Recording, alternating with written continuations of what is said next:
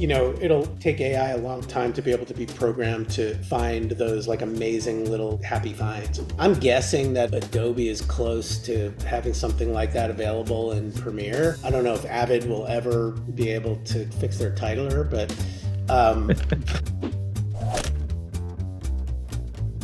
I'm not worried about AI for editors at the moment. I think, frankly, I'm not worried about it for writers or editors. It's just really actors I'm concerned about at the moment for AI, and I think that we're all a little over concerned about it. Right now, I think AI is just going to be giving editors tools to just do cooler shit. Just better stuff and visual effects. I think it's going to hurt financially the visual effects industry. I think there will be fewer man jobs or people jobs. Sorry, I was thinking man hours. But I'm not particularly concerned. I mean,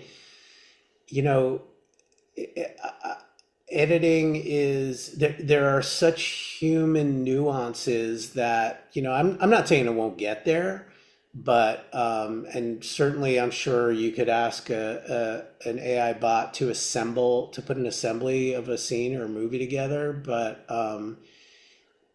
I don't think there's any way we can get rid of the human nuance of emotion and I don't know, just the human assessment of moments. I think because you're talking about like you want to just get something put together so you can just evaluate it. That's something that I think AI, and it's weird that it can't do it. Yeah, you see like, what is it? That app GoPro bot that like just stitches your stuff together and puts music underneath. And like that is, and it's not great at it. It's good enough at it, but like something where like you essentially say, cut out slates, cut out the last 3 seconds of it. Like there's probably some algorithm to do a pretty decent assemble edit. I would imagine. I mean, I'm guessing that Adobe is close to having something like that available in Premiere. I don't know if Avid will ever be able to, fix their titler, but but I think tools like I think companies like Adobe are really kind of diving into that kind of thing, and that stuff is great, for people who need it. I mean, I think we're very close to being able to say, take this scene and like put in a prompt of like,